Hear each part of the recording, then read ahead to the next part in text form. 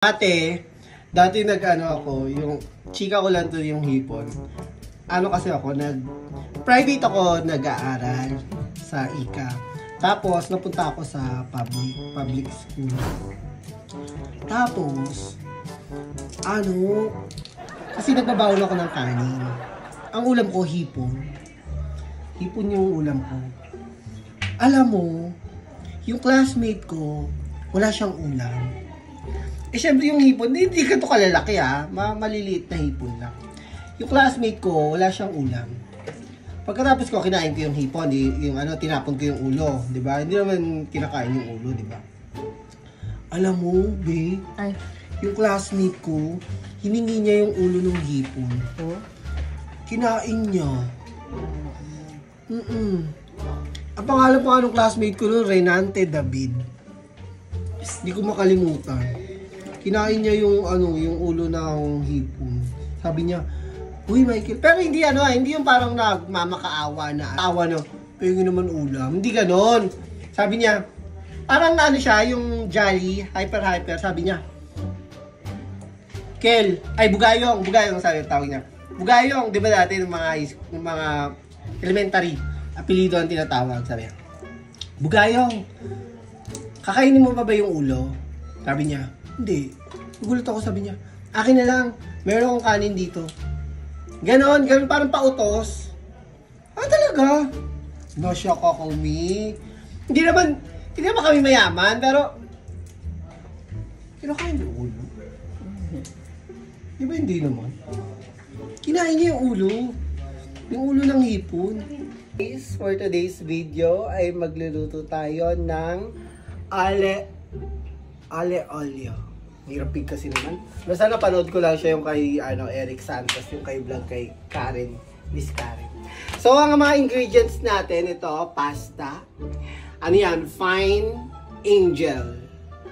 Teen Angel. Parang gano'n. So, ito yung ating shrimp. Sahog natin. Tapos, ito yung ating pang-garnish. Onion oil. Onion leaves. Meron tayong sliced mushroom. At ang ating parmesan cheese. At yung garlic natin, hinalo ko na dun sa ating olive oil. Ito. Hindi ko na muna siya, step by step to Hindi ko na muna siya binuksan. Kasi yun yung sabi, kailangan daw mag-infuse yung lasa nung garlic sa olive oil. So, ayan. So, bubuksan na natin yung sandok. Ang sabi, kailangan hindi siya mag-golden brown. Hindi siya magba-brown. Parang gaya-gaya ako.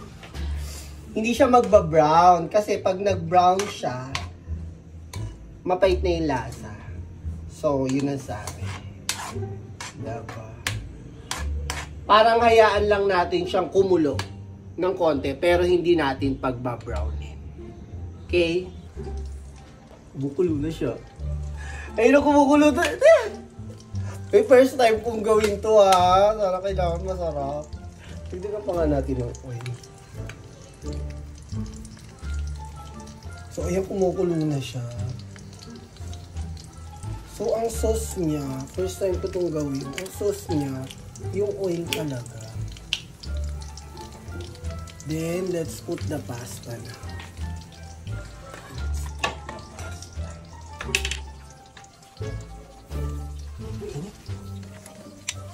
Yung fine angel. Pero lakas.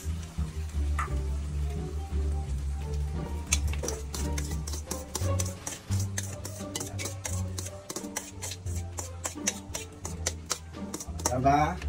Tapos, haluin lang natin siya. Katulad, babe.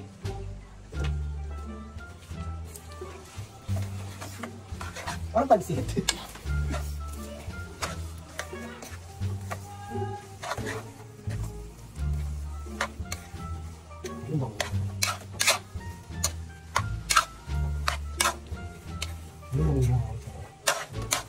Sabi, huwag daw lalagyan ng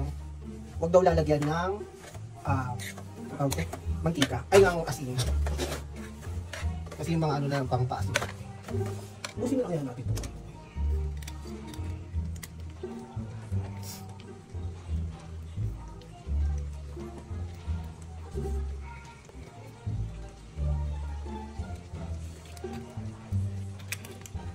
Then, ilalagay na natin ang tomato sauce. Spaghetti. Ano ba mo?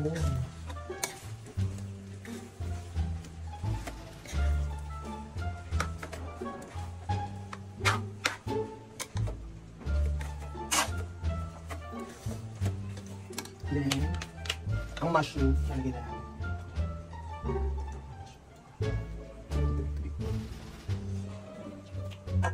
Kasama na natin ang ating shrimp.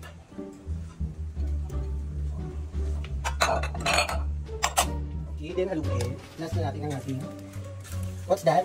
Parmesan. Wow! Parang kulang sa paminta.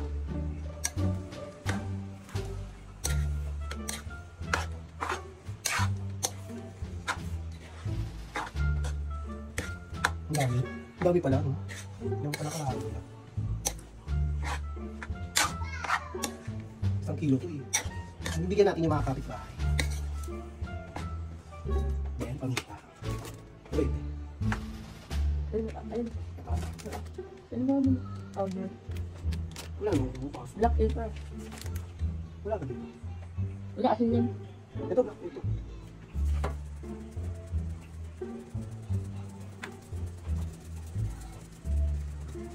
Ah.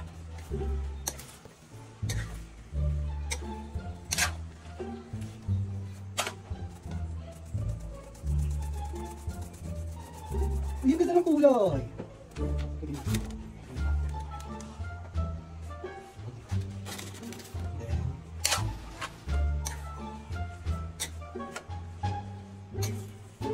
Vegetables.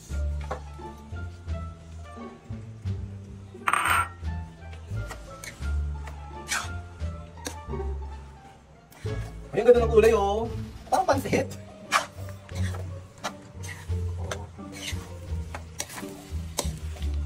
At ang ating parmesan.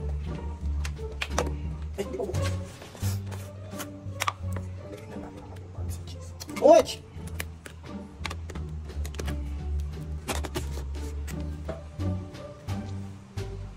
Dahil kung gusto nyo, magdadagdag na rin kayo ng parmesan sa inyo. Dami. I love parmesan. Oh my God! Biyang sarap! Tignan natin sila sa kabila. Dami natin kayo.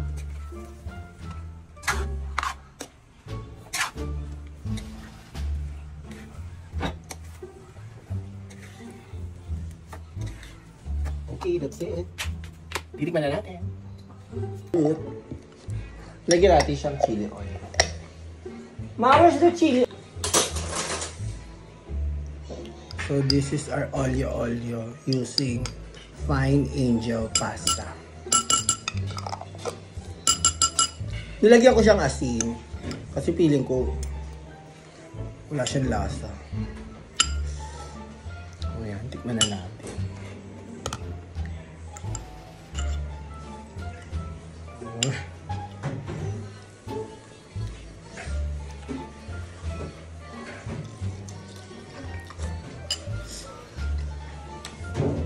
Ay, sarap! Ang sarap! Ang sarap! Ba't ganun?